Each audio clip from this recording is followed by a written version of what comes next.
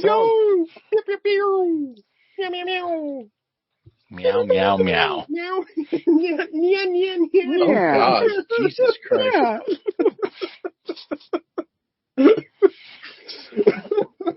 Shall we? I guess. Yes, we I shall. guess. All right. Welcome to the podcast. That's right, movie the podcast.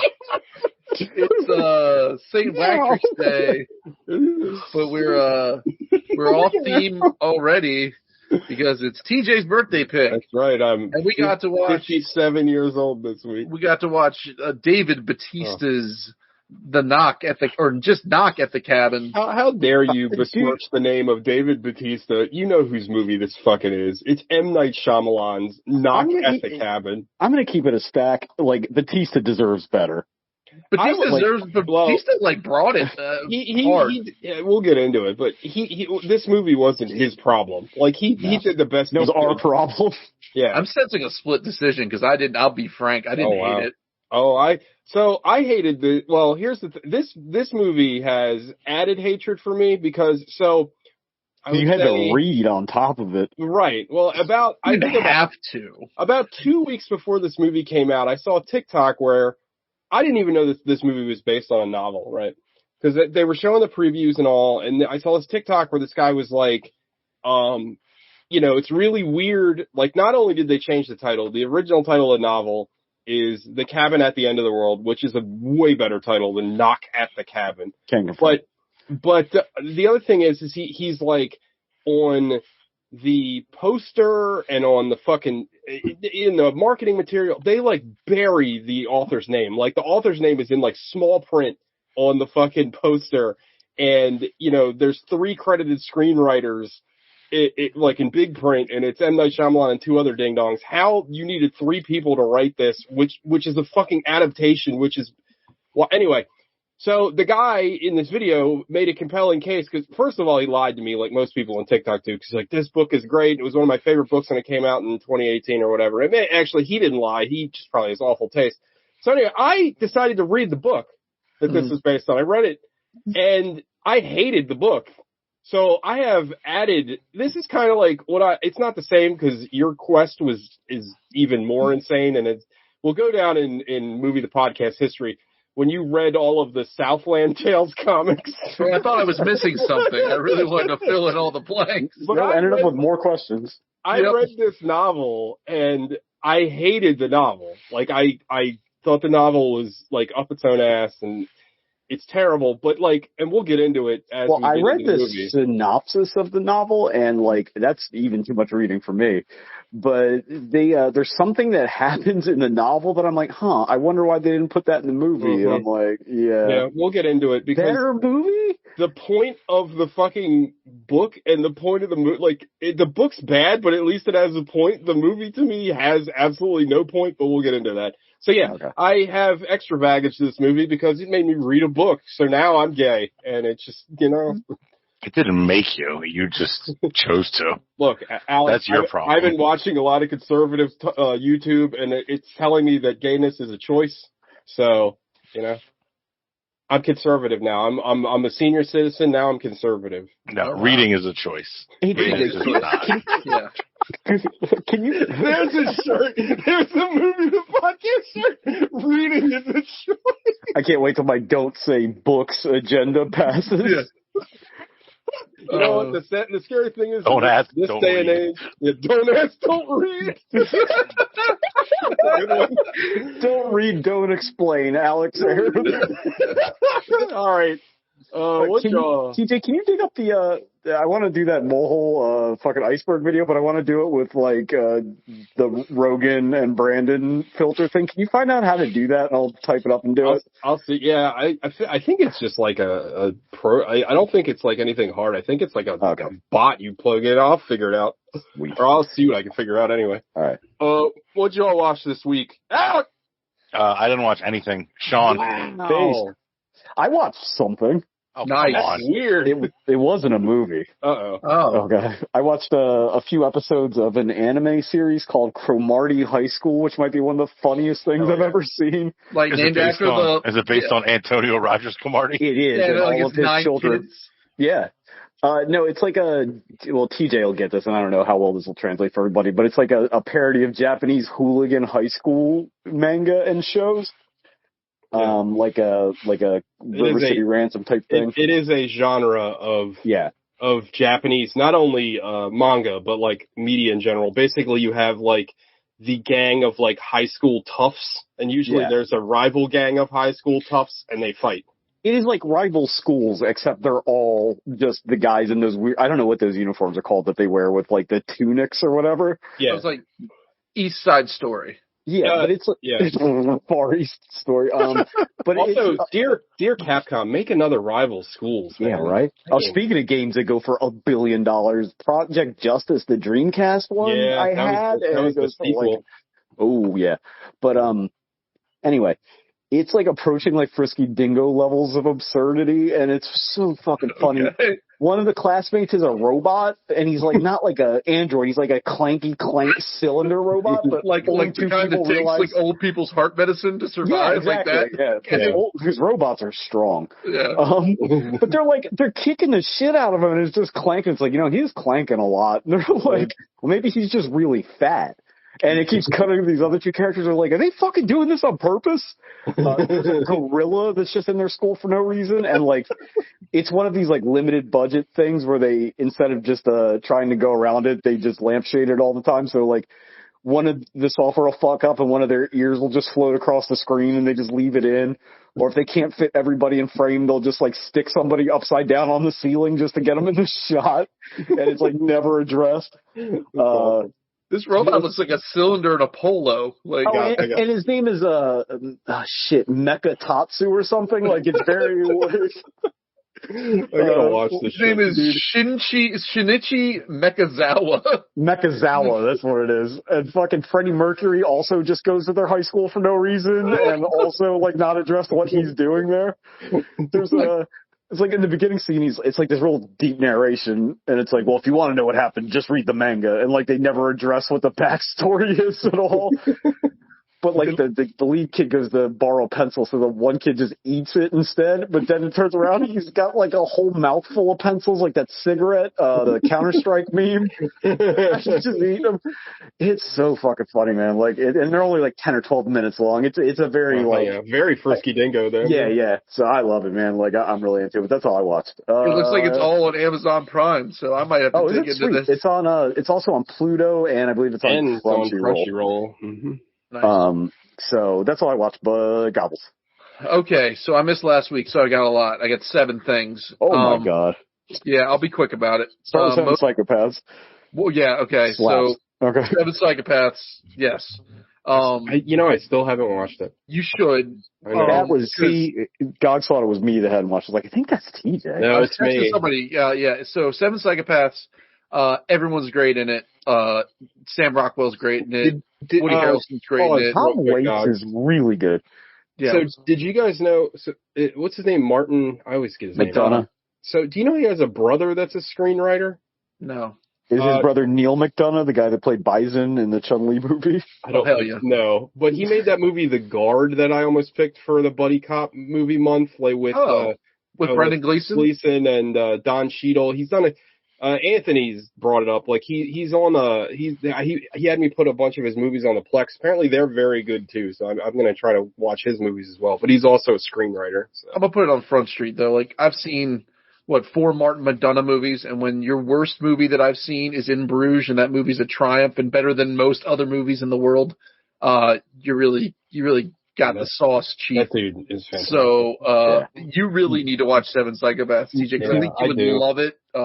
I'm sure I do love Christopher Walken is so good in it. Yeah.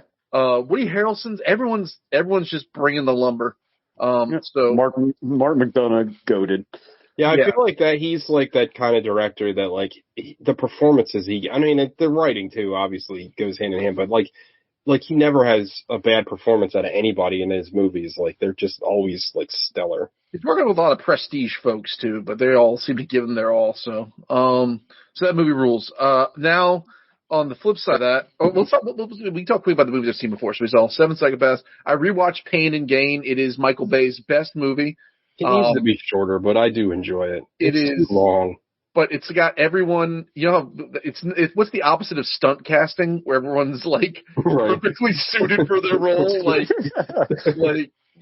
we want Marky Mark as kind of an affable moron, and that is this is just beefier up top Dirk Diggler, and he's just a dum dum, and it's great. The Rock as like a meathead turned Jesus freak turned cokehead is just The Rock is amazing. Anthony Mackie's great in it. Tony Shalhoub's great in it. I fucking love Pain and Gain, and it's a true story, and it's fucking silly. Michael Bay just needs to stick with that formula because that shit is dope. I wrote this down wrong. I wrote Edge, Die, Repeat, but I watched Edge of Tomorrow / Live, Die, Repeat. Edge, Die, Repeat about that guy that like masturbated and had a heart attack. Oh, what's his name? From Michael Hutchins? Oh. No, he choked himself to death. Well, so did David Carradine. David Carradine was jacking off in the closet in ladies' underwear, and he hung himself with a belt. So, based. Edge of Tomorrow. It is based. Tom. Dude, I was talking to somebody the other day. They're like, "Oh yeah, they had a really bad divorce. The husband was really mentally abusive." I said it was like based. Like I didn't even like think about it. Jesus. So Tom Cruise is a psychopath, but he's a very good actor. Emily Blunt's great. The war scenes in that movie are really fucking good. I feel like the end of that movie kind of fucks it up for me, though. Like I get kind of. The ending. Yeah. The end of the movie's a little too happy, but I still like love the shit. Apparently, from what I've read, that's all studio notes too. Apparently, like they didn't intend for that ending. Like that was just something they changed on the fly. I think that movie had like a million production problems, and I think the ending was one of the like. I think they had to reshoot a bunch of shit. Like that's another reason why the title changed like 65 times. Like it's a movie that's like a miracle that it's as cohesive and good as it is, because apparently it had lots of problems. Also, the fucking manga is called All You Need Is Kill, which is like the greatest title. How do you not go with that title? Yeah, well, I was going to say because it doesn't make any sense in English, but here we go, Knock at the Cabin. Has anybody revisited, Oblivion, the other Tom Cruise high concept sci-fi movie that came out like the same week? I mean, I loved that movie. Was that one with all the orbs? I haven't seen it again. Yeah. With him and Morgan Freeman, right? Yeah. I don't think I've ever seen it. It's really good. Yeah, I think Alex actually talked about it on the show. Is it clones? Is it a bunch of clone? You gotta watch the movie, dude. Yes. Oh, no, I think I've seen it. I remember if it's the right one. It's kind of like a high octane Moon for normies. High octane Moon. Like, the white knuckle thrill ride that's Moon. That's what I said. It's a high octane Moon for normies. Yeah. Pay attention, bro. That's a good movie. Damn. Yeah. Oh yeah, Moon's pretty good. Yeah, with that shame problematic robot. Shame what happened to Duncan Jones. Oh yeah, that robot that fucked all them kids allegedly. Yeah. Allegedly. That's the twist in the movie. The robot's what was that Duncan Jones movie I wanted to like so bad? The Cyberpunk one? Mute. Yeah. Oh god, it was terrible. World of Warcraft. Oh. Hey. That's a legitimately good movie. I'm shocked we've never watched that on the show. I got a birthday this year if I make it, so who knows. All right, so that was Edging to Repeat. That's true of everybody, but go ahead. Yeah, well, not TJ. He's just done. That's true. And Alex is done. Oh, shit. Just you and me, baby. Heads up. No. Warcraft.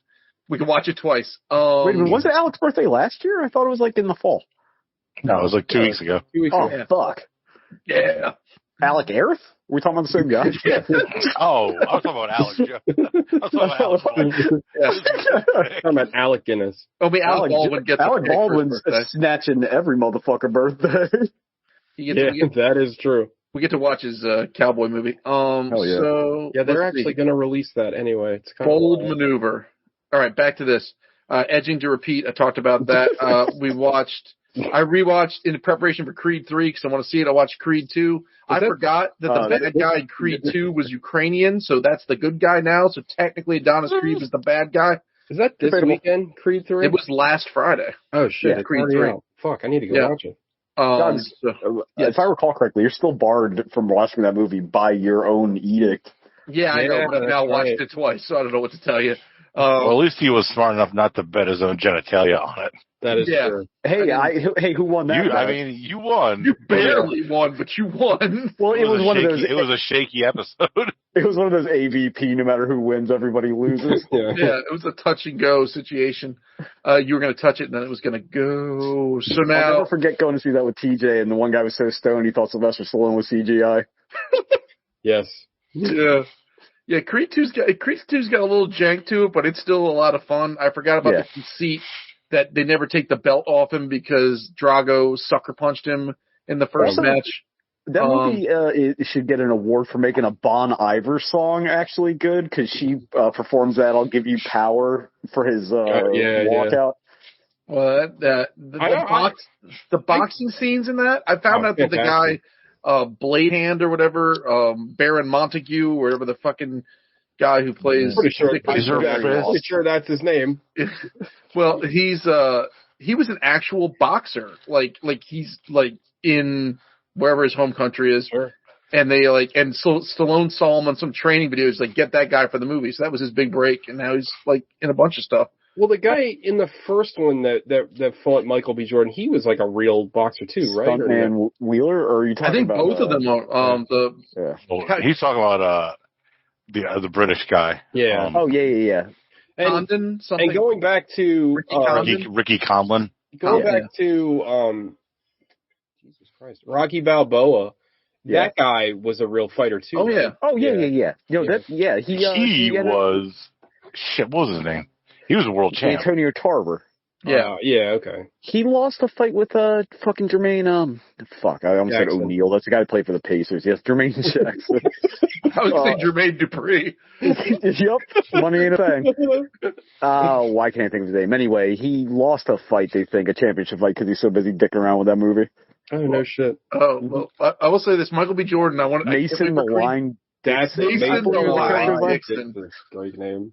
But yeah, Michael B. Jordan. He can throw those hands around. So dangerous fella.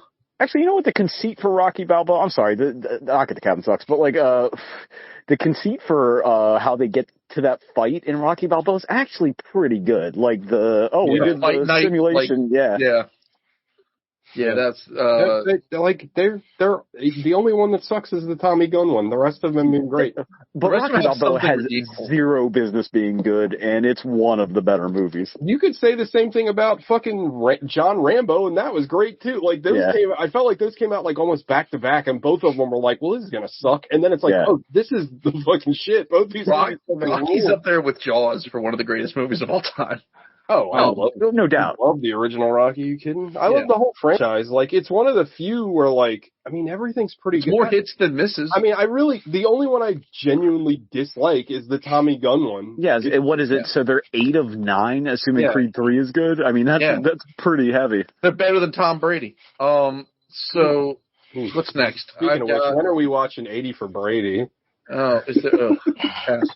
All right, so moving on. I watched Death Spa. Death Spa is a lot of fun. You watched the cover to Death Spa is amazing. Death Spa is like a weirdly complex movie about like a woman herself. Yeah, but it's a gym and possibly a computer system and possibly an AI. Dude, what was going on in the 80s that all these like local franchise businesses had like NSA level computer systems? Full-blown AI that was drawing people in because they couldn't just set weights. They had to have a computer set the tension. But then that computer got infected with the soul of the gym owner's dead wife. She self-conflagrated, or she immolated herself in a wheelchair because she could or couldn't give birth. I've seen this fucking movie. Yeah, I remember. It's insane. Like, she rolls herself up to the top of a hill, douses herself in gasoline, lights herself on fire only a year later to be like a possessed bench press machine and squishing people. I think we gotta do a computers where they shouldn't be month. Yeah, like that elevator movie I watched, this one, like it's unnecessary. Fucking chopping mall. Chopping mall. Y2 May. Wow, that's not bad. How's that? Yeah. I got one for next year for March. Spring and a Miss, and we do all like big bombs. Okay, I like it. Hell yeah. Maybe chuckle. All right. So Y2 May has to beat Emilio Estevez. Oh, damn, that's a good one. We can always do next year. We can always write. Did Emilio ever get tangled up with a computer? Oh, yeah, of course. Okay. Free Jack? I mean, technically Free Jack. Technically Free Jack. All right. Slap. That movie's insane. Okay, so here we go. We're rounding this thing out real quich. Last two things I watched. I watched Adrian Brody's The Jacket. I've never seen that. I remember movie's not bad. The trailer like looks interesting. It's a time travel movie, right? I don't know. I forgot that it was a time. I thought I'd seen it before, but it turns out I hadn't. But yeah, it's basically like Frequency, and it's sort of like The Butterfly Effect. Yeah. I don't know why, but I always like picture that bookend that movie with fucking The Machinist. I think they might have came around at the same time. Yeah, they both have like very gaunt men with weird noses, like on the cover, like staring into the middle distance. The covers and the font looks very similar to each other. I know exactly what you mean, Sean. Like, they had like this. It had like the 7 font thing going on with like the shaky typesetting. Yeah. I feel like both of them are like drenched in kind of like a bluish sepia tone as well. I feel like Adrian Brody is a weird choice for a leading man. I think he's a great actor, but I just feel like he's just like, I don't know, he's kind of gangly and strange looking, so he's never going to be like. They got to put him in weird movies. Well, that's why he's so weird as the lead in Predators, because he's playing like a kind of a weasel, and it's like very odd. Yeah, he's yoked up in that movie. Yeah. He's like doing his like they're not wearing hockey pants sort of voice the whole time. See on SNL when he introduced Sean Paul and he was in like a fucking like fake dreadlocks and he was doing like a Rasta thing. Who did he sexually assault on that episode? It's really embarrassing. He's like, I'm the Sean Paul. Oh no! He did that in a award show. Like the walk one and all that. Hey, I've been safarian since before you kids were born. It's one of those things where like you see it like I see it a lot on like reposted on like TikTok and stuff. People are like, oh, it's like it's not. It again, it is racist, but it's just more like cringy as fuck than being like racist because it's just so like bad. It's like Midwestern racist. Yeah. Lorne Michaels like it's gonna be fun. People are gonna love it. Apparently, he didn't want him to do it. He told him not to do it, and he did it anyway. Yeah, good for him. That was his artistic choice. Based Brody. Well, when I found out that Don from Kids in the Hall was based on Lorne Michaels, like, oh, okay, because I didn't have any fucking point of reference from it. But when are we going to get the big table? That guy. There was Dr. Evil. Dr. Evil is literally so that's why he talks like that. Oh shit. Mm-hmm. Yeah, everybody just loves joning on the way Lorne Michaels talks. Yeah, that's like the whole Dr. Evil character is supposed to be Lorne Michaels. So, all right, last thing I watched Brendan Fraser's The Whale. Oh, you watched it? I was going to watch it, and I kept talking myself out of watching because of Darren Aronofsky. Darren Aronofsky's a sad boy, and he makes sad boy movies. He also makes suck boy movies.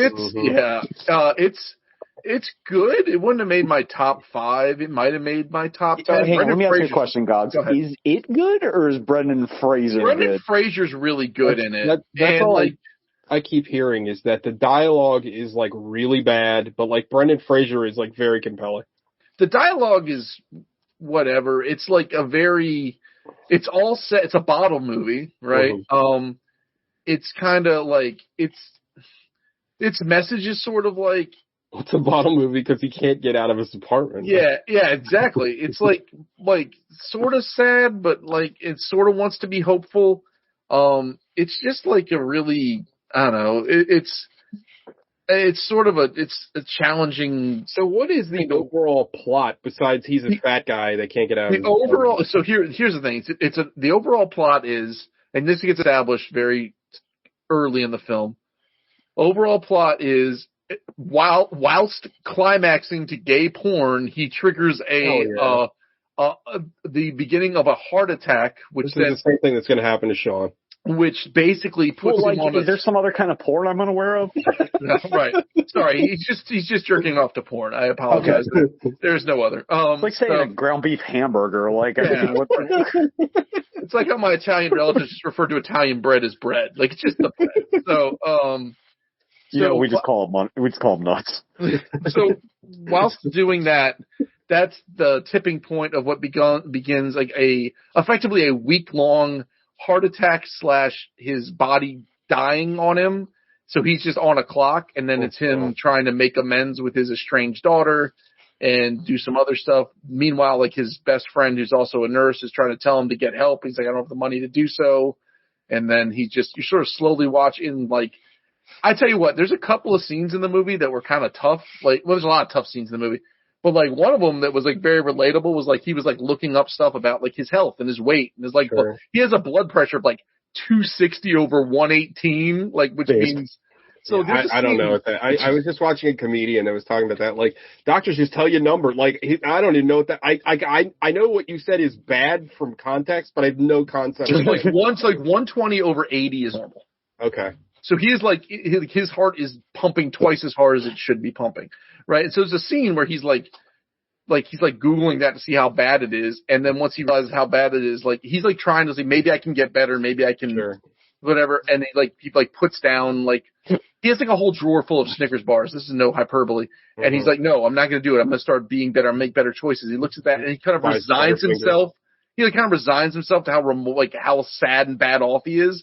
And his only coping mechanism is to just devour an entire bag of Snickers bars. And you just watch him. It's kind of like The Wrestler. It's like watching someone. I was going to say, it sounds like a least interesting version of The Wrestler, which was good. I'll give that was before he fell off. So maybe he's tapping back into something. Did you see Mother! Exclamation point? Oh my God.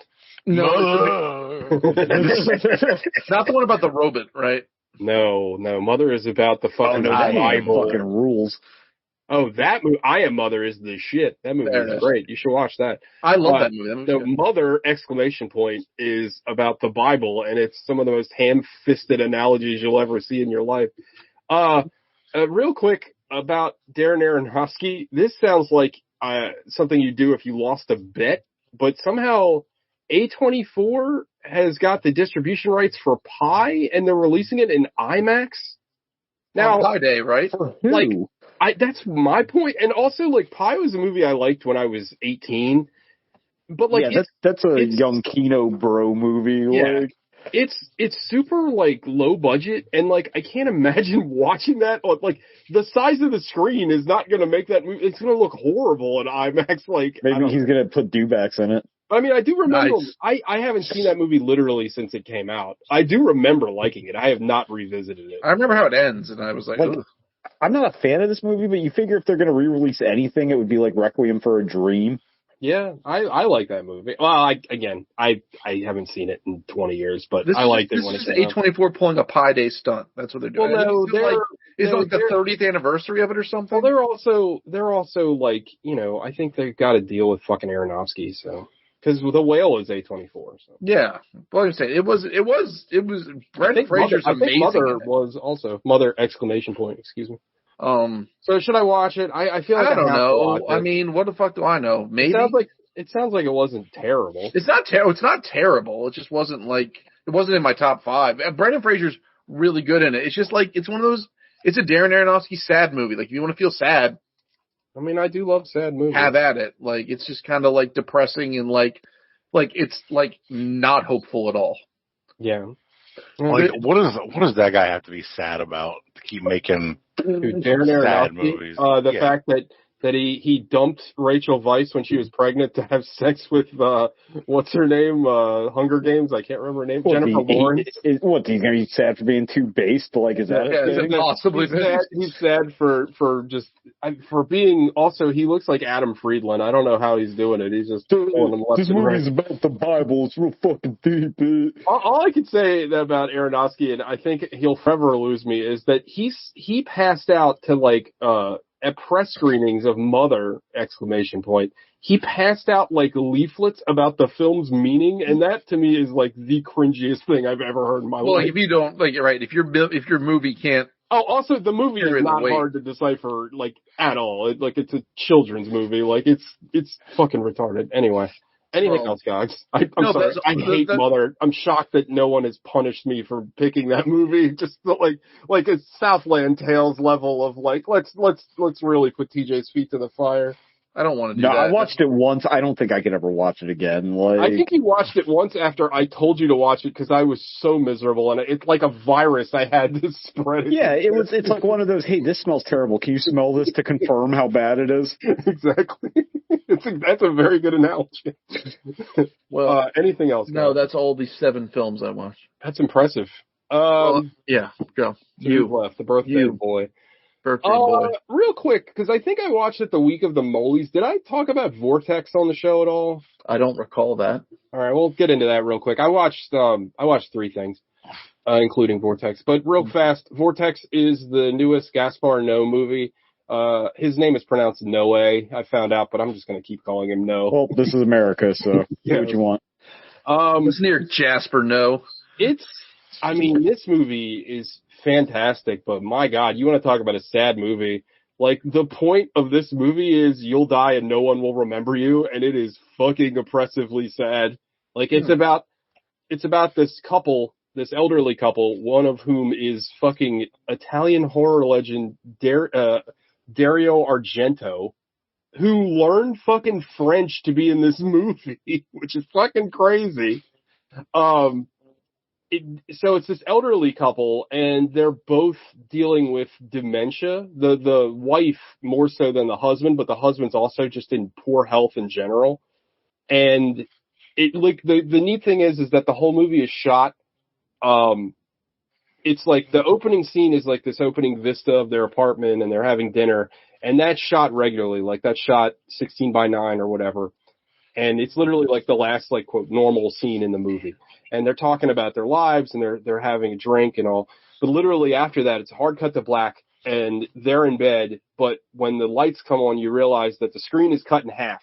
And half of the screen is basically following the wife. And wait, you did talk about this. I did talk about this. Yeah. Anyway, just to cut it, it's fucking brilliant. I loved it. It is not an easy sit, and it's very sad, and it's even more sad when you learn that Noé made this because his mother suffered from dementia. Exclamation point.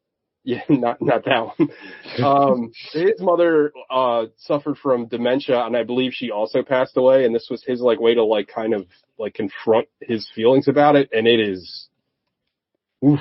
I mean, but it's a brilliant movie, and like it's a movie that, like, you know, Noé is kind of famous for being shocking, and like this movie isn't. It's shocking in the fact that like how kind of naked it is in its portrayal of like what it's talking about, but like there's no violence in this movie. There's no like, you know, there's no real like rising action. It's just like the slow decline into death, and it's 100% denouement. Yeah, exactly. So anyway, I also watched, and I'm not going to talk about this very much, but I watched, I'm Thinking About Ending Things, which I think is like one of my favorite movies. Like, I love it, and it puts me into an existential crisis every time I watch it. But I think it's brilliant. But I've already talked about that movie a ton. And then lastly, I watched a movie on Shudder that I recommend all you guys watch. I really like this, and it's like a nice tight, like, hour and a half. It's called Glorious. It's like so this guy, he breaks up with his girlfriend. He's like super depressed over it, and he gets like super fucking drunk at this rest stop. And then he the next day he fucking goes into this bathroom stall, and this fucking voice, this Eldritch horror voice, starts talking to him in the stall next to him. And that's where, like, he basically meets like a lesser elder god in this bathroom, and then he can't leave the bathroom, and it's fucking wild. And it starts out as kind of a horror comedy, and I don't want to give anything away because the ending kind of makes the whole movie, but like it wildly shifts in tone. Like, it's funny and it's scary and it's fucking gross. And Just Kidding Simmons is the voice of the elder god, whatever you want to call him. But I thought it was like really clever.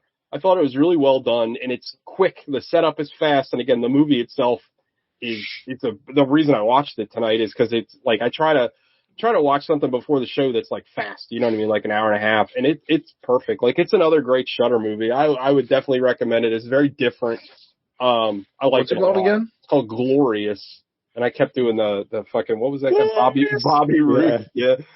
But it's really good. I really, really liked it. Gogs, you were talking about you needed more like Eldritch horror movies. Like, this is a good one, and it's new. Good. I really enjoyed it. And I'll watch it tonight. I'm not going to say any more about it, but like the ending, like I would say this movie is like a solid like C+. and then the ending happens and it knocks it into like BA territory. Like it's fucking awesome. Badass territory. I mean, it does. The ending is so good, and like I will say, one of my favorite things about the movie is that like again, it's pretty much a bottle movie because he's stuck in this bathroom the whole time. He like retreats in his memories, which is kind of interesting, but the monster like keeps appearing in his memories, so he can't even go there, which is like a cool. All I can think of is fucking Psycho Gorman, where he's giving him the directions. Yeah, but it's really good, and it keeps you guessing like the entire time, and it's excellent. Like he literally witnesses like this Cthulhu level monster out in a fucking glory hole, and it's you know what? I just connected why it's called that. Why it's called Glorious. Because it's a fucking glory hole. I didn't think I was like, why do they call it Glorious until just now? I'm glad we could go on that journey with you.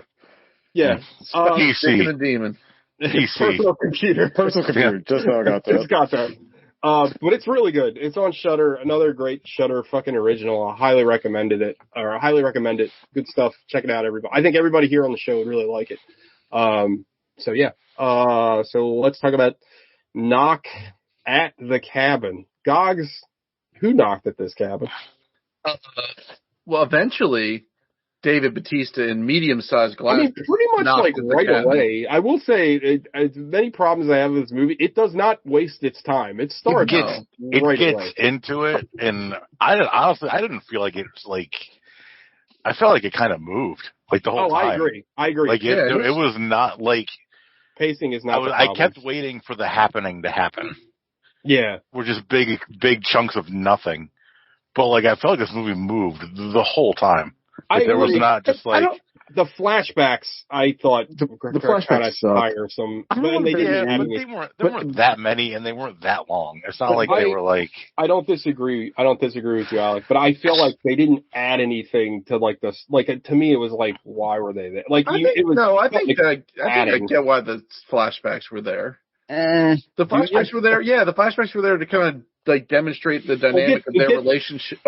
Get through the plot. Sorry. Well, the plot's very straightforward, and here's the twist. There is no twist. You get this young girl. There's technically a twist in the fact that they're telling the truth ostensibly. Like that is, wouldn't you say that would be the twist? Because like what they're proposing is absolutely absurd, and what they're proposing is absolutely absurd, but it turns out to be true. But so there's like the twist. So the twist is that there is no like this wasn't like a secret laboratory hidden in the hills watching them do this so they can make a new cologne. This was just which is literally the plot of Old. Yeah, so like this I is forgot just, about that. Oh my god, I forgot it was for it was for medicine. Whatever. Who gives it? Cologne is just medicine for your body to make you smell nice. Fight me. So it's like I saw a tweet the other day that Band-Aids are like, what if medicine were clothes? That's pretty good. Yeah. So anywho, so we're in this, we're out in the woods, and this little girl's catching grasshoppers, and I actually texted TJ immediately. In the first 3 minutes, I was like... Because it talks about farting? No, because I was like, this is going to be like... This is going to be a big metaphor for, like, capturing people in a closed space and then seeing how they react, much like these grasshoppers in this jar. This is not Chekhov's grasshoppers in a jar. Well, no, they never come back up. Right, because no, I would say your instinct was actually correct, because he's like, okay, we got to get it, but don't spook them, don't shake them up too much. You know what I mean? Which is kind of what they're trying to do with that. Okay, well then I was incorrectly correct. So then my favorite kind of correct. You were technically correct, the best kind of correct. So all of a sudden, this young lady is catching grasshoppers. She's approached by this behemoth of a man dressed up like a Mormon out here trying to save your soul, and they have a nice little conversation. I'm just gonna put it out there. Dave Bautista in this movie is so good. He's very good. He's good. He's weirdly cast in this movie because, like, I get what they're trying to do, but like he's one of those guys where it's like he cannot come across as not menacing. Like, I don't know. Like, he's kind of been able to pull it off as a Sapper Morton, but even still, that only lasts for, like, a few seconds. I honestly didn't find him menacing in this. I found him. I thought he was like conflicted and like fucking cute. And like I think what Sean's saying is just by virtue of his size. just aesthetically, like right. But I think that's the point, right? Like it's he's got to convey this message of I'm not trying to kill you for thrills. Yeah. Even though it's terrifying for me to look at me because I'm a monster of a human being, but he's like gentle as shit. This is where I point out too. This also was a change from the book. His character in the book was not like a massive dude. He was just some old guy.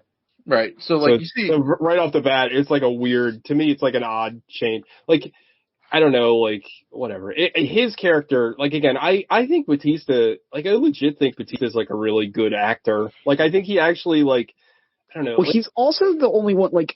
So I forget somebody mentioned that like is a really good director of actors. M. Night Shyamalan obviously is not. Opposite of that. Martin McDonagh. We're talking about. Yeah, okay, but Bautista like he kind of nails this weird stilted like conflicted dialogue that everybody else is trying to do and failing miserably at. Yeah, the girl I can't remember. The chef girl is a little too extra. Then the Harry Potter guy. Also not Rupert Gint. Alec, he's from Harry Potter, right? Isn't he a Harry Potter guy? He's Ron Weasley. Yeah. Ronald Weasley. Also, people have been posting their wizard names in that video game, and it's fucking hilarious. It's all Gogsisms. It's like, I made Goobletron, like, Wonderflus. Like, he's a real wizard. That's a good name. Goobletron Wonderflus is pretty solid. So, anywho, this living refrigerator in a button-up shirt approaches this young lady out in the woods, and they have a nice little conversation. And he's like, "Listen, remember, I'm going to be a good guy. I'm a nice guy. We're trying to get through this. I'm a nice guy." Oh. Don Rickles in you, Marge. So now pretty sure Bautista is kind of Puerto Rican.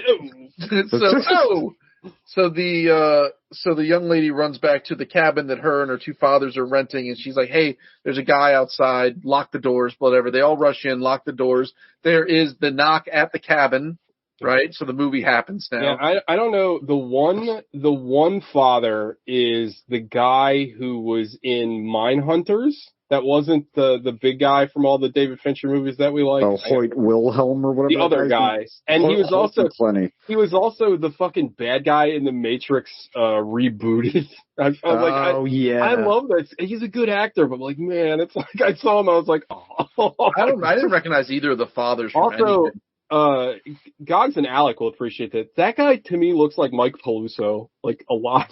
Oh yeah. Every time I see him, I'm like, oh shit, it's Mike. So they get in there, they hunker down. A cab. They get a cab, nice. A cab, including Oh, I hope he's not listening. I think all cops are beautiful. So he's gonna come arrest my ass. Yeah, he's gonna SWAT you. So the cabin gets knocked on repeatedly by both hands and like by weapons. Like their tools. The tools that they made in their fever dreams from their online chat room, which are dope looking. Okay, never mind. I'll get into this after the movie because, like, the weapons, the constructed weapons are superfluous. They don't make any sense. They don't explain them in the book. They don't explain them in the movie. Yeah, but they're like straight out of fucking Dead Rising, and it's why do great. they have them? They Who don't gives a shit. Like, give me a like sledgehammer head on the end of a chain and swing that bitch around. Let's go. Whatever.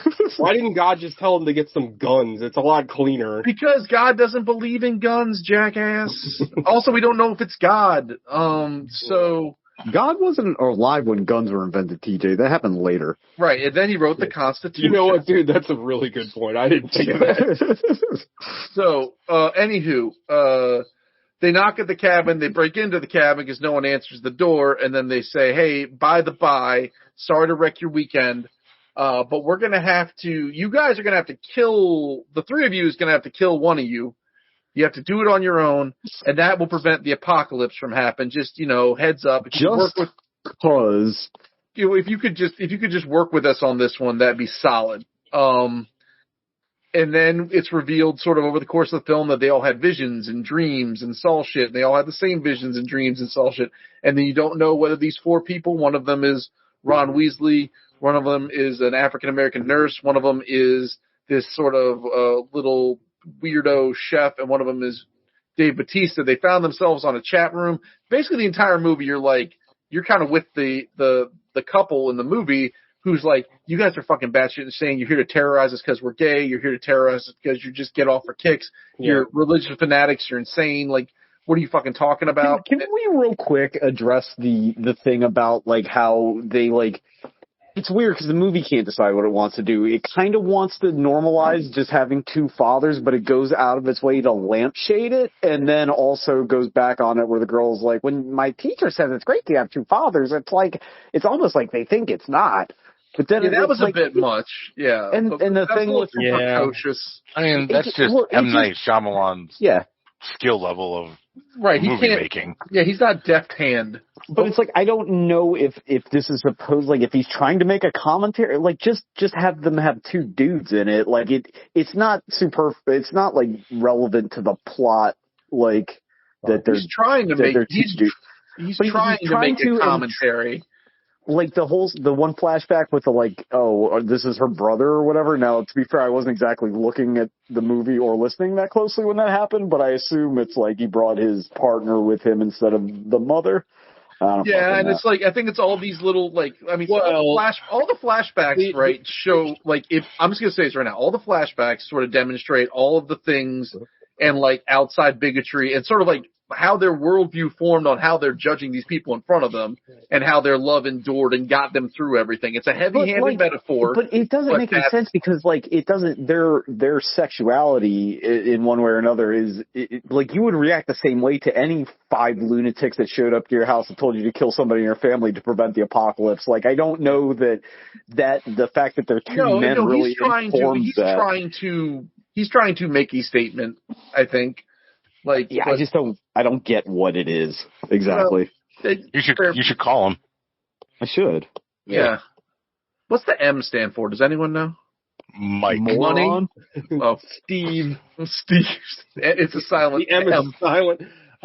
The thing too is that I'm totally with Sean on this. Like, it feels like all the flashbacks were about their gayness, but, like, ultimately that doesn't really have anything to do with the whole story. Like, that's well, I think they used primarily the fact that they were in a gay relationship as, like, an extra.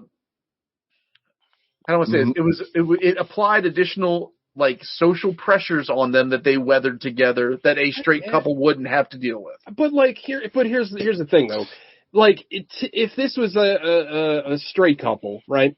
And they had, I don't know, some other like, I feel like they'd go through this, like, you could show examples of the same thing. And, like, I trust me, I'm not saying it's easy to be gay in America. I'm sure it still sucks. But, like, I guess my point is that, like, I don't understand what that has to do with this movie. Like, it doesn't know, it feels like, and again, I'm going to be, because I read the fucking book, this is completely absent from the book. The only stuff they talk about in the book is when he thinks Ron Weasley is the guy that attacked him in the bar. That happens. That flashback happens. But all this other stuff, it doesn't happen.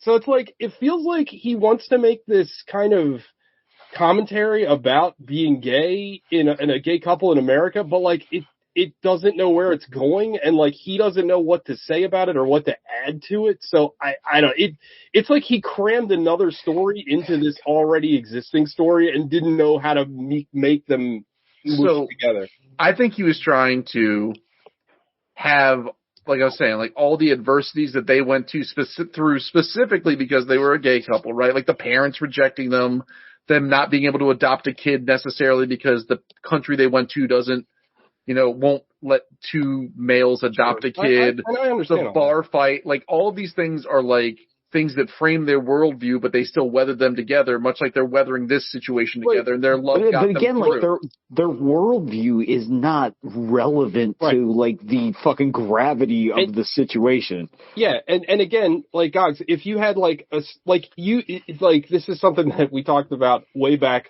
when we were talking about Interstellar, right? when we kept hearing that fucking, well, you can't, if you don't like Interstellar, you must not have kids, which is like the most fucking ridiculous criticism of that movie.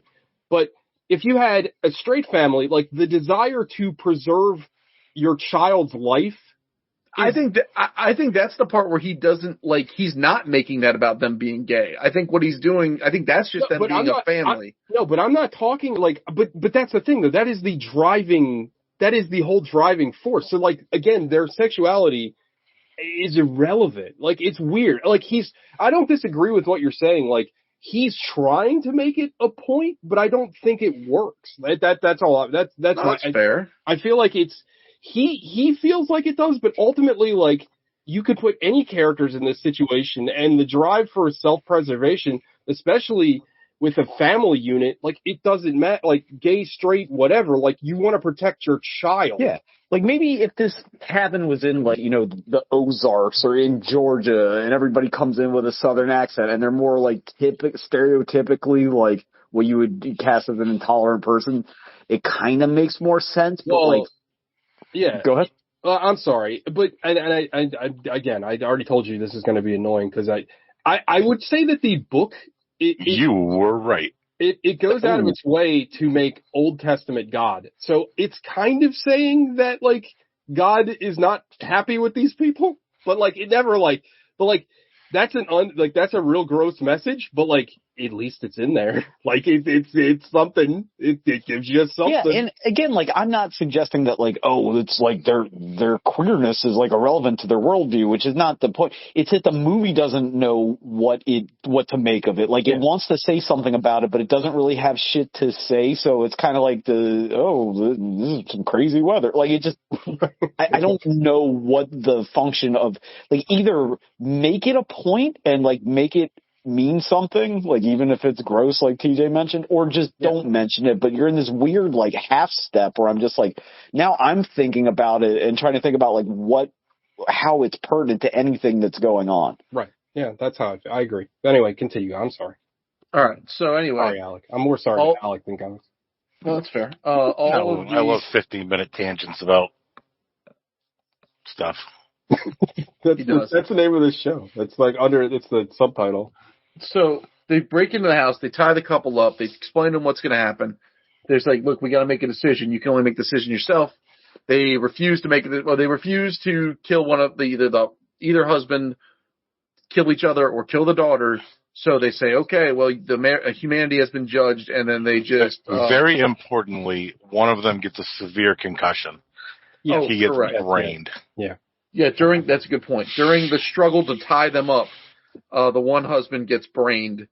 Sort of the I would say the kinder of the two gets brained, and he's a little more willing to listen. The other one is very much not willing to listen, and you find out he's a lawyer, which kind of shapes why he would be argumentative and questioning everything a little bit more.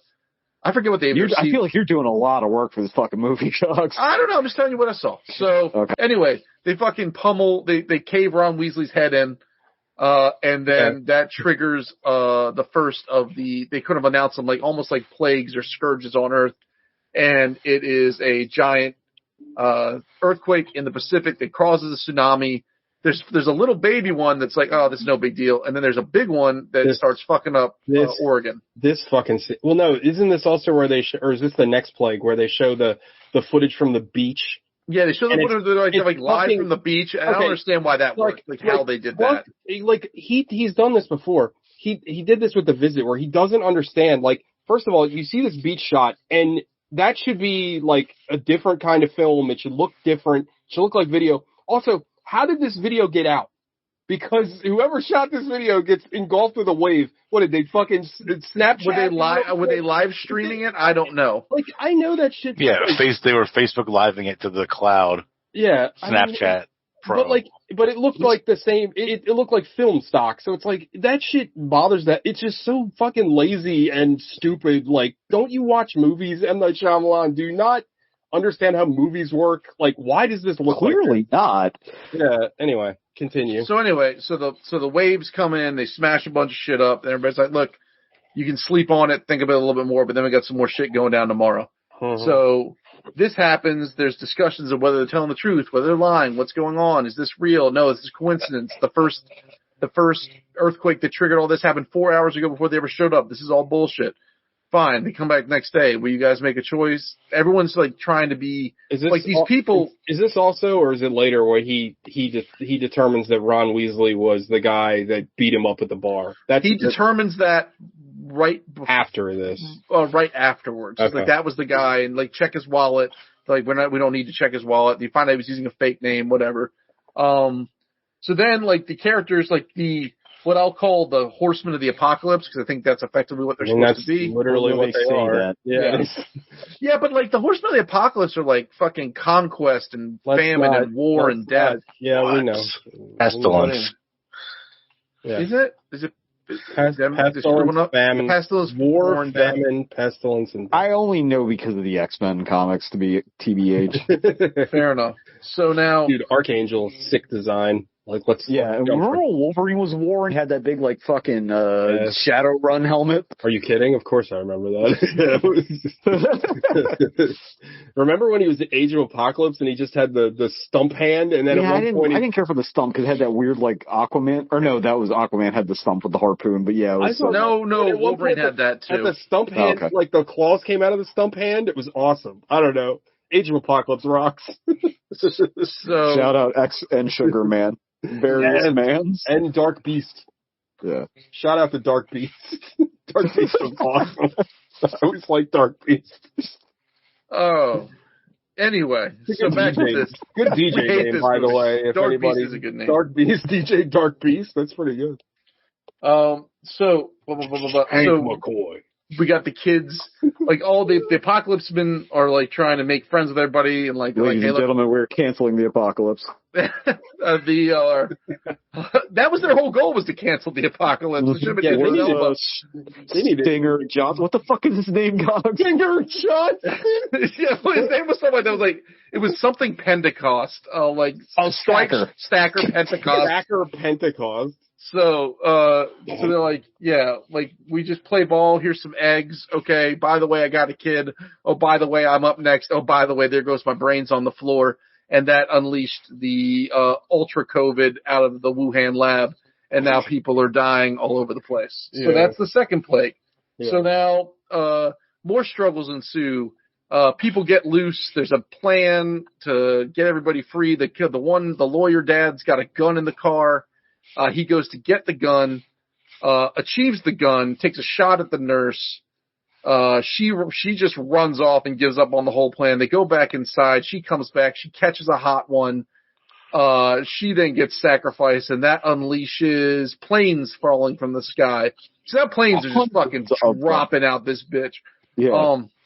Yeah, I think they think the news is like 200 planes. 700 planes. 700 planes crashed. Just falling up not crash, just literally just falling straight down. Like, which is like, again, in a better movie, is terrifying imagery. But like, I don't know, again, like the way it's shown. Maybe you could show it. Yeah. Or something. Yeah, like everything's in a flat stall. And Sean, I know people at home can't see it, but I'm doing the finger thing with the money.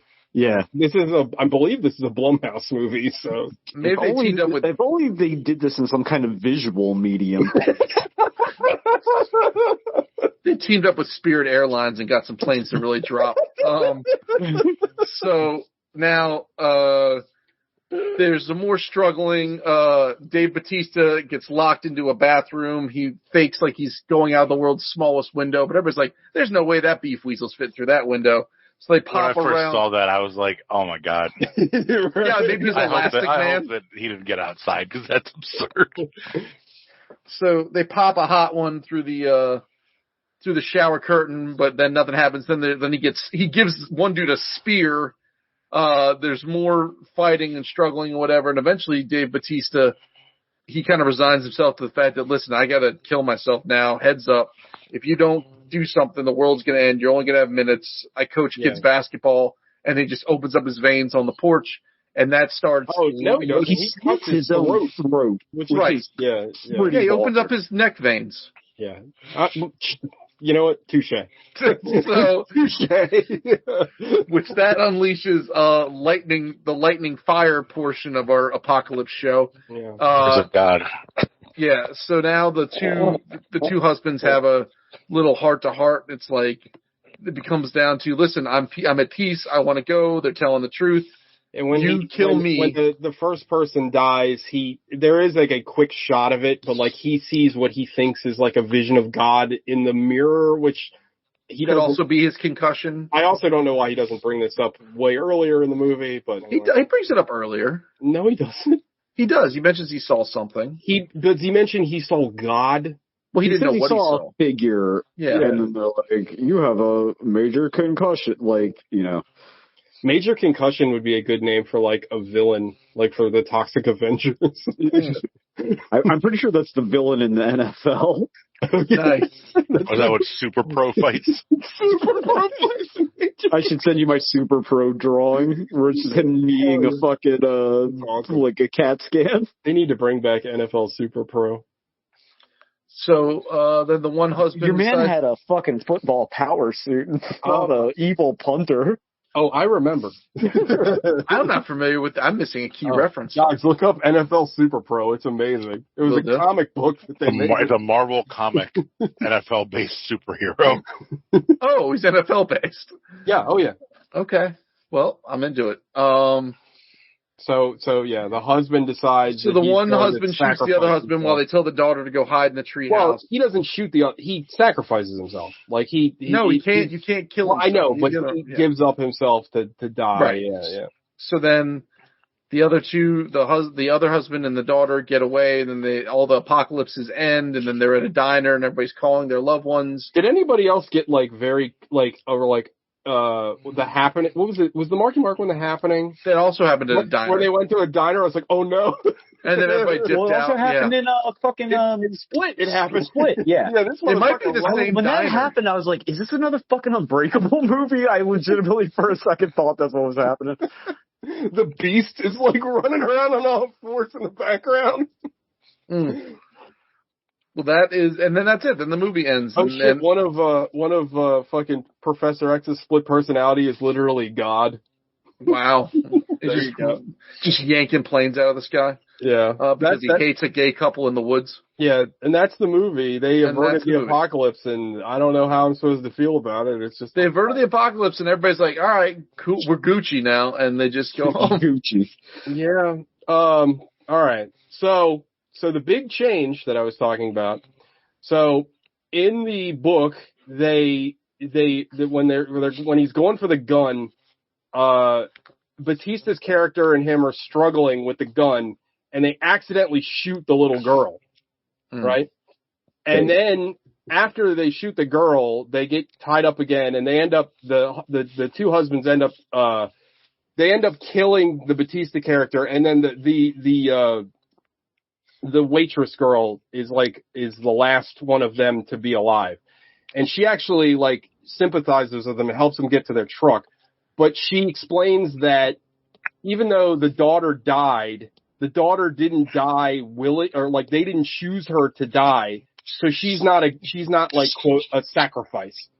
So basically the book ends with the couple saying, well, if that's not good enough for God, like then God's not that good and we don't care and we're going to like ride out the apocalypse. I don't give a shit. So basically like the end of the book is like God's evil. Like it's Old Testament God and God's a piece of shit and like we don't give a shit and we're just gonna it's kind of like book version of The Mist. Yeah, basically. Yeah. You know what, like, and maybe, I don't know what the age of the girl in the book, but in the movie, same age. Okay. Like, they need to age her up to at least, like, a late teenager, because I cannot imagine a scenario in which that is a viable option, where they're just like, yeah, we're gonna kill our fucking 4-year-old kid. Right. Like, I think it's supposed to be more shocking, right? It's supposed to be, like, 8. No, but like they present the option like you have to kill somebody in this family. Well, you can take the little kid off the table right off the jump. Right. Yeah, I think that's pretty much. They'd have to be like real pieces of shit. But it's not compelling to have like to offer those three choices and then to immediately remove one, like, well, that's not going to happen. Yeah, I agree. I mean, the kid's really young. You can always find another kid.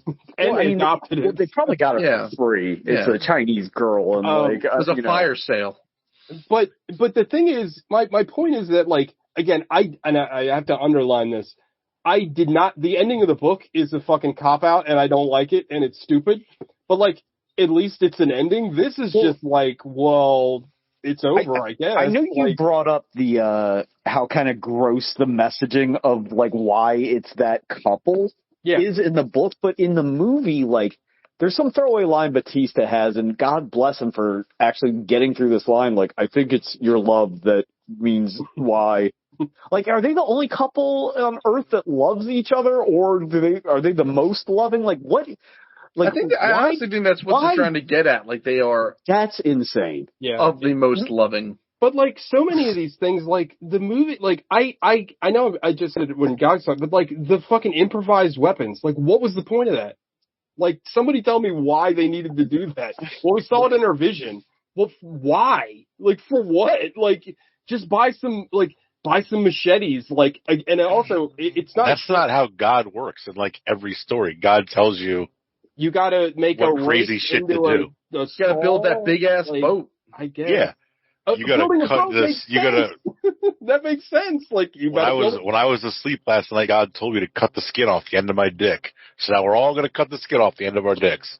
Yeah. The shit he just says doesn't make sense. A little extra for me, to be honest. I may have brought this story up, but, like, for the non-theologians in the room, there's literally a story in the Bible where God shows up at Moses' hotel room because he's pissed at him to kill him. And then Moses' wife, who has the hilarious name of Zipporah, immediately upon seeing God, circumcises their son with a rock and throws the foreskin at Moses' feet, and God just gives him, like, the Mentos wink and bugs out. And that's the whole story. Wasn't, like, I think we talked about this when we reviewed Noah a million years ago. But, like, isn't there, like, when they wash up on the shore, isn't there, like, some, like, verse where they kind of allude to, like, Noah, like, fucking with one of his sons? Like, oh, yeah. Well, yeah, that's the curse of Ham, and that's why black people were slaves. Yeah, that's why. Good going on reading that book, literally. Also, like, I think my biggest problem with the movie, besides the weird stilted delivery, is, like, because I don't hate the conceit, like, you have to make this choice to avert the apocalypse, because we love apocalypse movies, we love all that shit, I love, like, I know maybe it's mixed in the room, but I like home invasion movies, even though I've seen a million of them at this point. But I feel like I've seen this specific movie about 30 times, and, like, it just doesn't do a whole lot. It's not as, like, bad as most of the shit he makes, but I'm only going to point this out to Sean because I know you're the only one that's seen it. You know what this movie is, right? This is a worse version of Killing of the Sacred Deer. Because, like, that's exactly this conceit of Killing a Sacred Deer. Death comes to Colin Farrell and says, well, one of your family has to die. And actually, he doesn't say, like, or else. He's just saying, one of your family has to die and you have to pick them.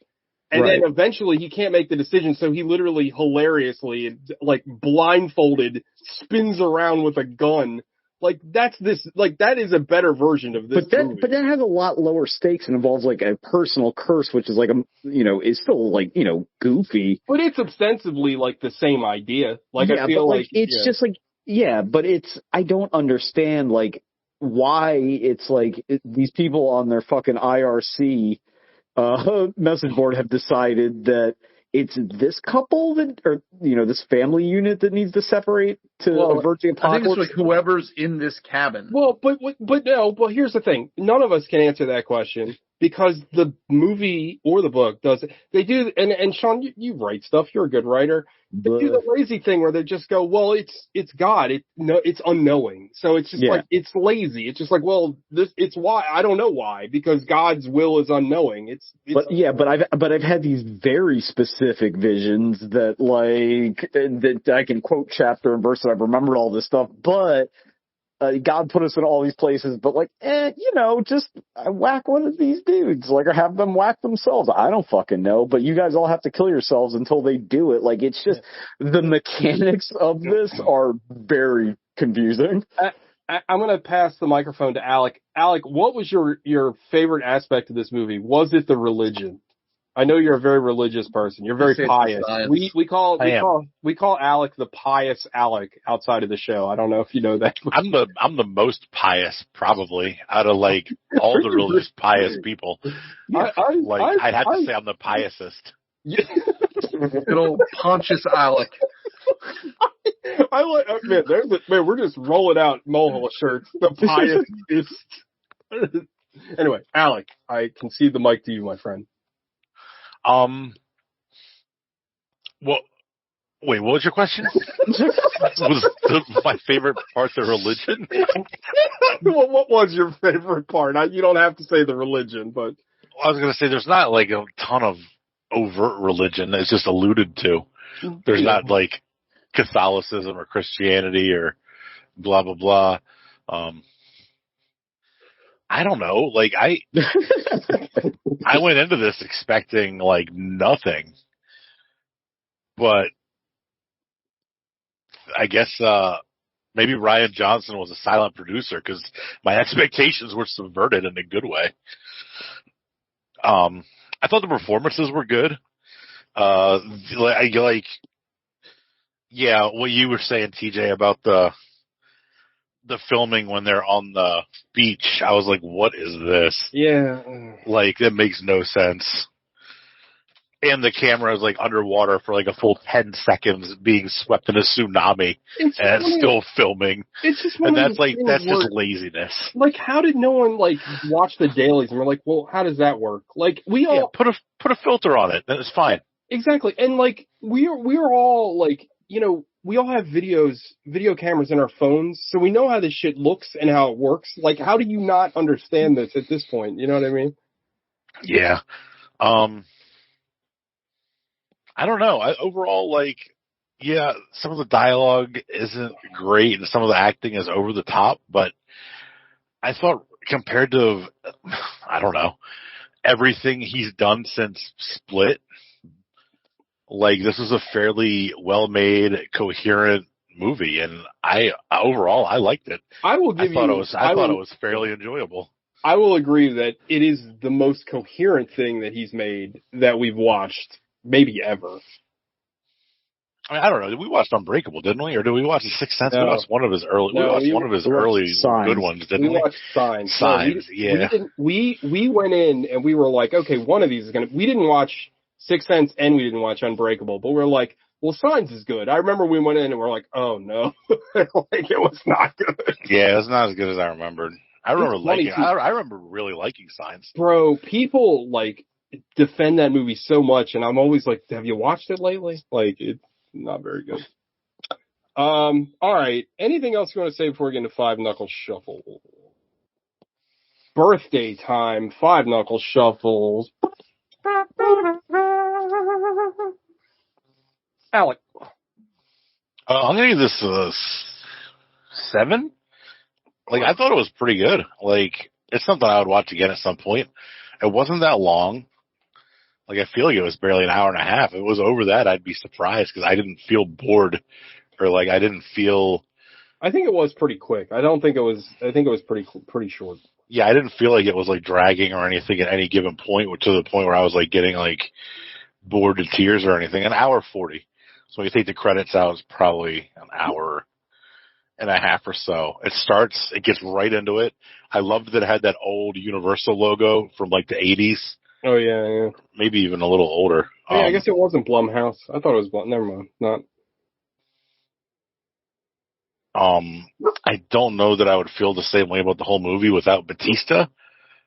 Just his innate ability to be like, not to be, he just is a freaking mountain of a man, but also so like, yeah, but also he's like, he can be so like disarming and quiet and like unsettling. Well, it would be easy for somebody of his size to just be over the top in every role and like screaming and just be like insane. Yo, shut the fuck up! I'm doing a show. Sorry.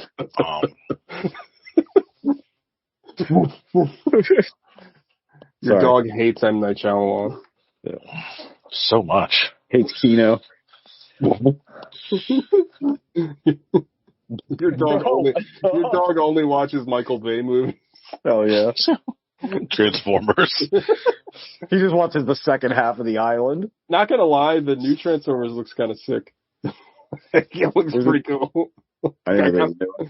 Yeah, it's like it's Beast Wars this time. Like it looks kind of fun. Yeah, it looks kind of fun. I don't think Michael Bay is making it either. No, it's Terrence Malick. No, I enjoyed it. I thought it was pretty good. pretty good. Yeah, like especially once it gets moving. Like I know I said that it moves the whole time, but once they get into like the disasters and the shit happening, like I really fell into like a rhythm. I definitely agree with you on that. Like pacing is not the problem with this movie. Like it moves. Like it doesn't have his usual fucking soggy middle. I'll give you that. Sean.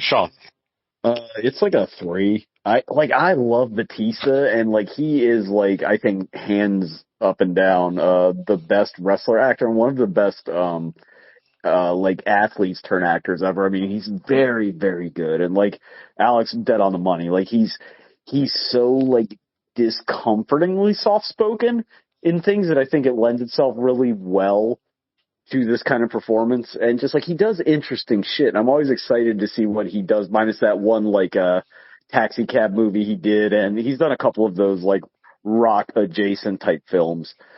But I've seen both of those, and they still weren't bad. They're not bad. Because I feel like because he's very charming. Yeah. Alec, what was the one? But also his performances seem like realistic. Like he talks like people talk. What was that for the most part? He did with Nam Manjari. That was it was called Gruber or Stuber. Okay. Stuber. You said that was pretty good. That was pretty good. And there's one where he's like a CIA agent, and the kid next door like figures it out, and she becomes like his partner or whatever. And that wasn't bad either. I can't remember the name of that one. My Spy. My Spy. There you go. That's an awful title. God, that's a bad title.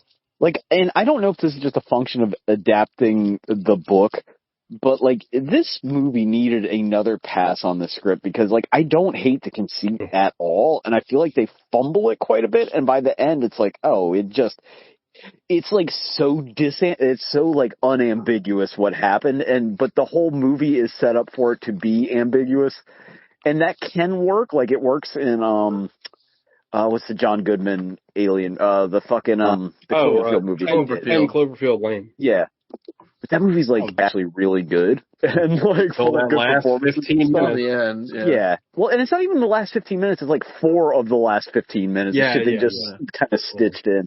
But like I would defend that movie all day long. That movie's great. I love it.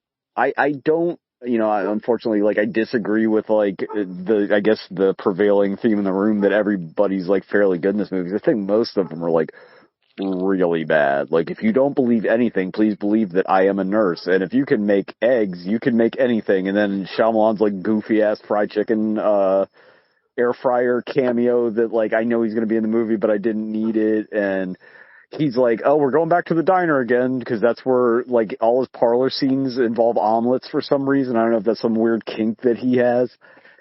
And like, it's not like I really like that Dexter's Laboratory episode.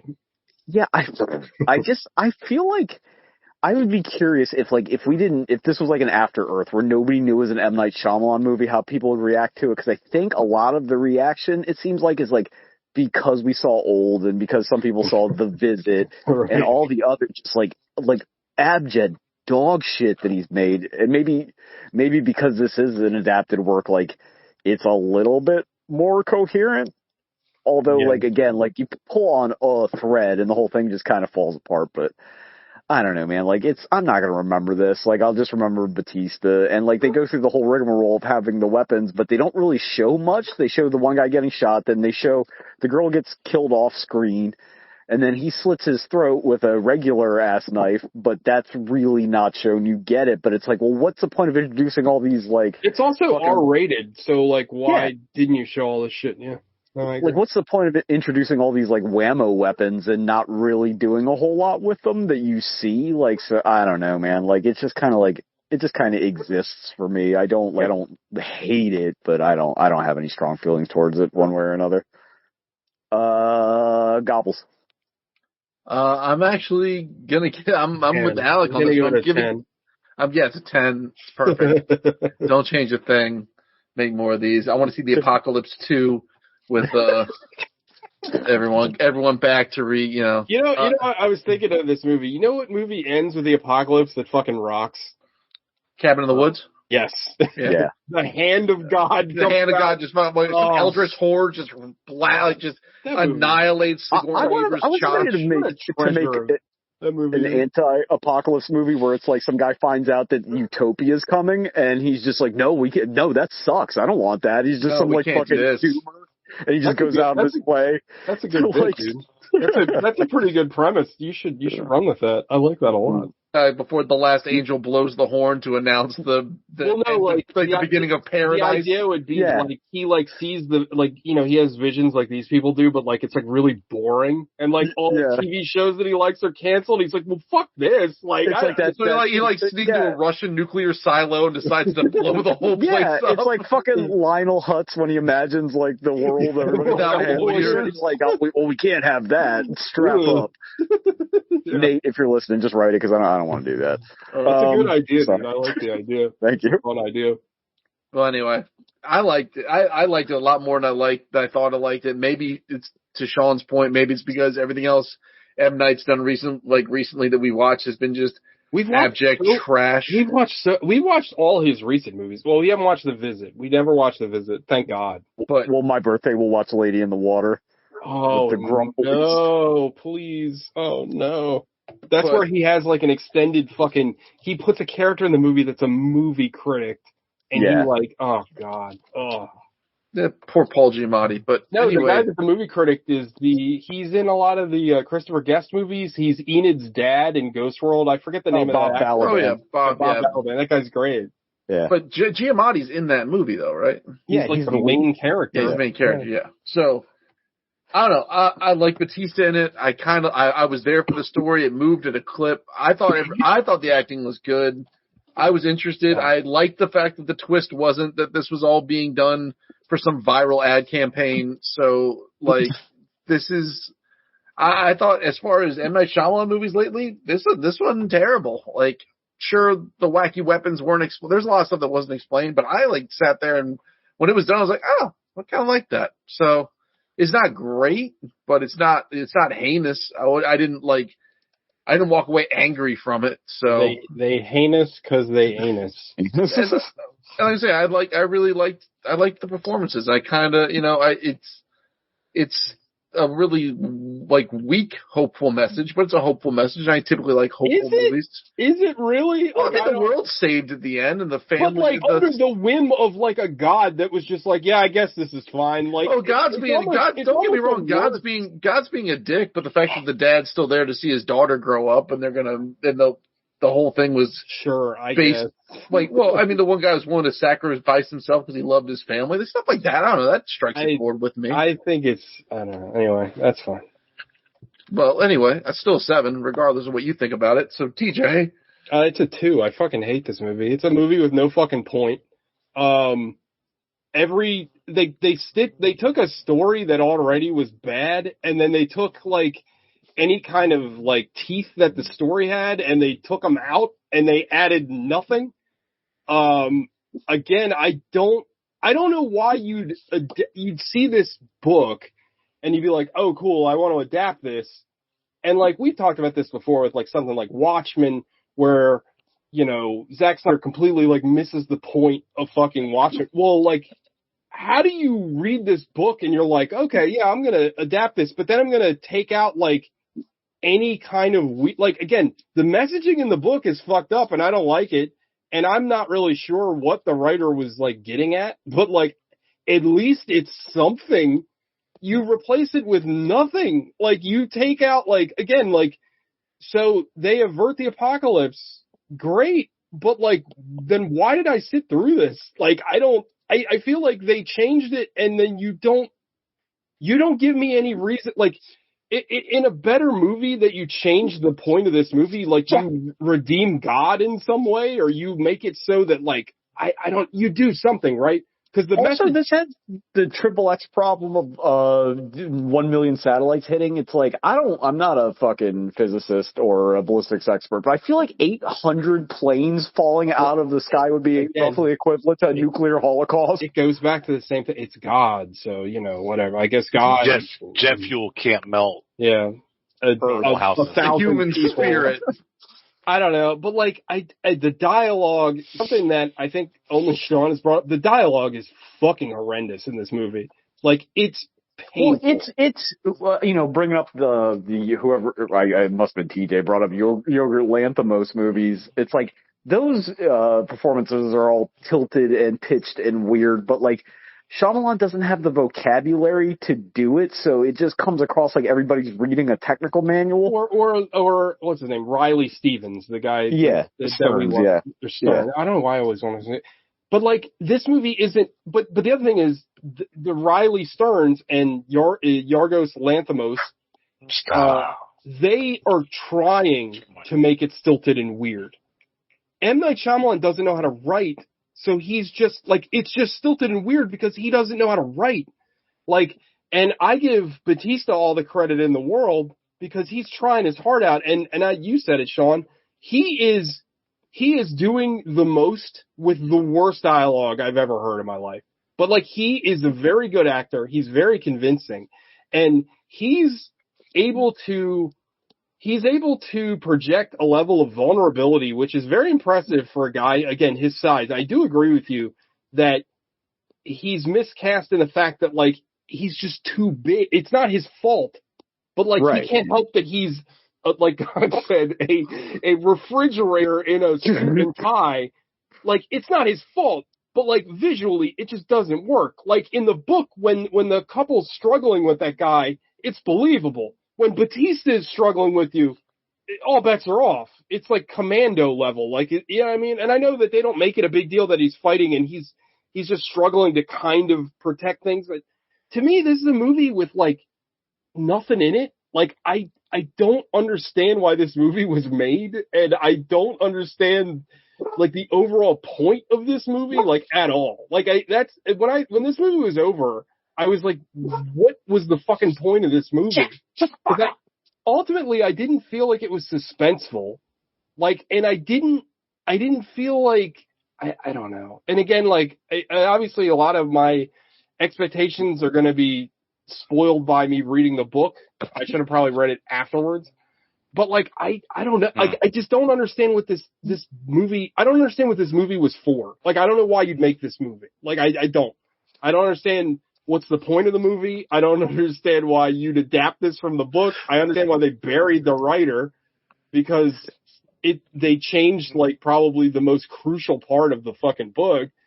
And I don't know. I just didn't like it. I hate M. Night Shyamalan's writing is kryptonite to me. Like, it's like Kevin Smith's writing. Like, I can see him mouthing the words off camera as he's writing this awful dialogue. Like, oh, they say if you can make an egg correctly, you can cook anything. Who the fuck has ever said that? An egg is literally the first thing you learn how to cook. It's the easiest fucking thing you cook in the goddamn world. What are you talking about?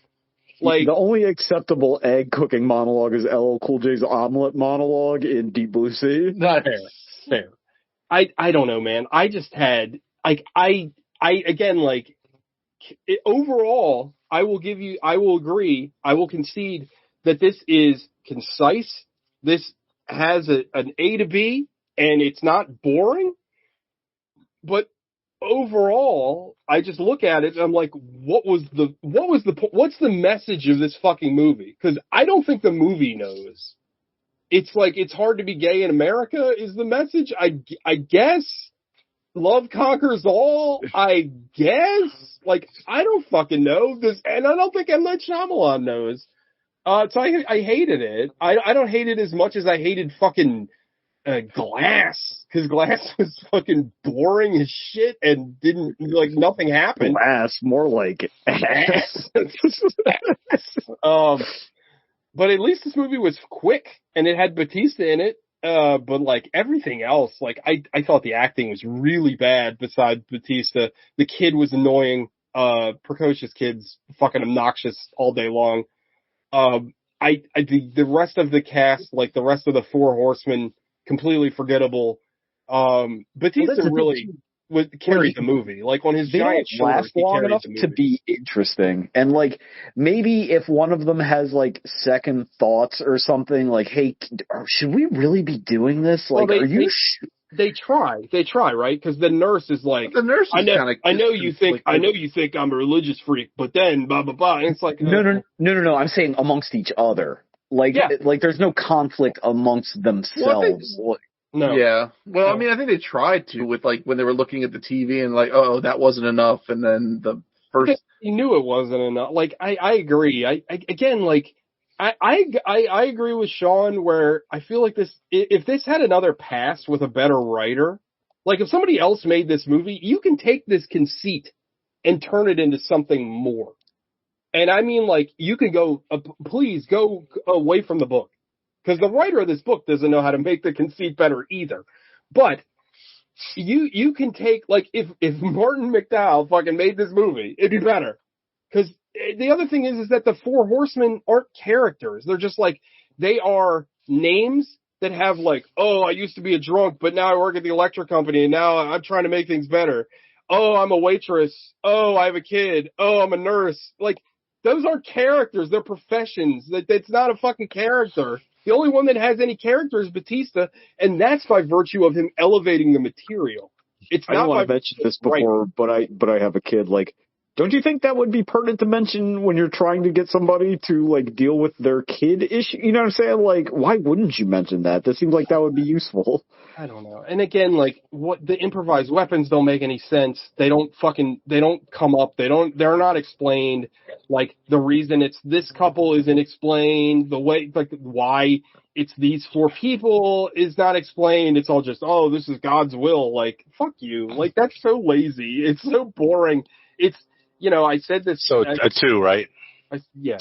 Sorry. Okay. All right. Good night. What's next week? It's Irish themed, right? Yes. Leprechaun 4.